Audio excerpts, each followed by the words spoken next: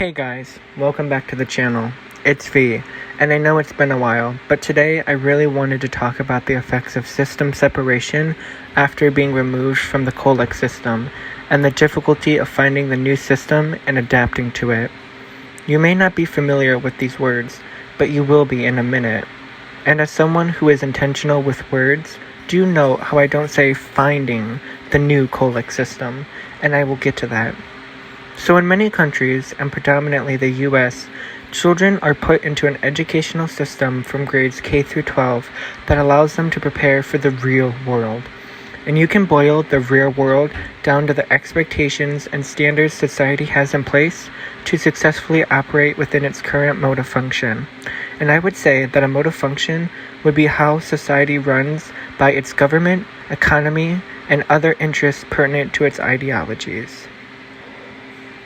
In many societies, the K through 12 system, which I've dubbed the colic system, yields favorable results short-term due to the primary variables it requires, but doesn't create long-lasting results, consequently to it being termed too soon.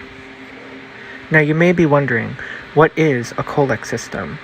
The colic system is the term I've used to break down the backbone of the K through 12 system.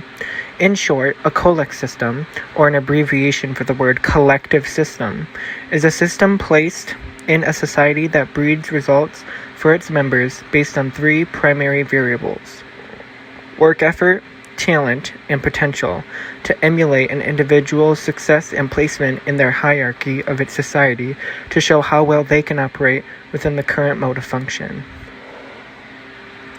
Now, there are plenty of other variables that can influence the colic system and how people will operate within their mode of function for their society, such as cooperation, exploitation, and connections. But the colic system is heavily dependent on the first three variables more than anything else. Most colic systems are temporary and only span for a specific period of time. The perfect example of a colic system, of course, being the K through 12 system. And although the formula of the colic system can be debated, it is not as subjective as you may think.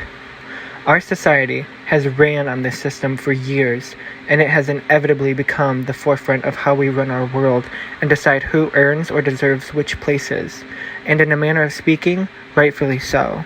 Even to this day, our society has not abandoned this system, and for plenty of good reasons too, because in a perfect world, it works. It's practical, effective, and precise, weeding out those who are not capable, simply lazy, or unpromising.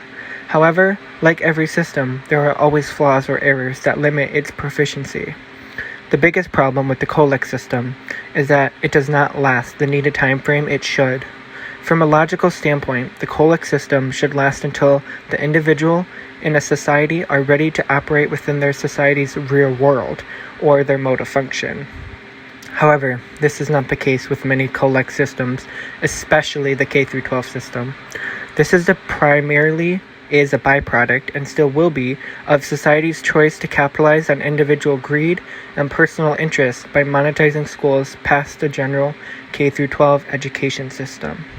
Because of this, everything that a colic system has to offer is downplayed by the dividing of the original system into a new system.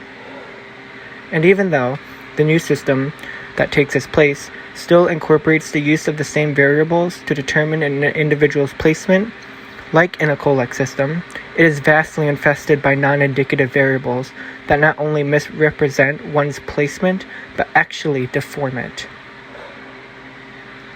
It is obvious that the new system uses money as the facilitating variable rather than the raw capacity of a person, like in the colic system.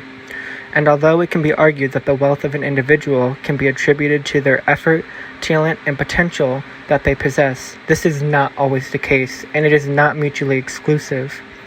Many people who possess great work ethic, talent, or potential are often overlooked and unable to pursue their placement in the new system leading from the colic system in society, as variables like families' willingness to fund an individual's education or personal income, for that matter, have come into play.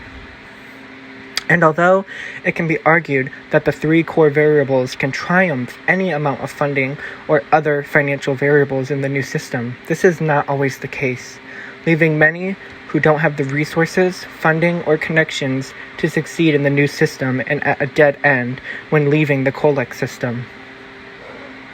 This is why you may be feeling like you have failed or wasted your life since you left the COLEX system.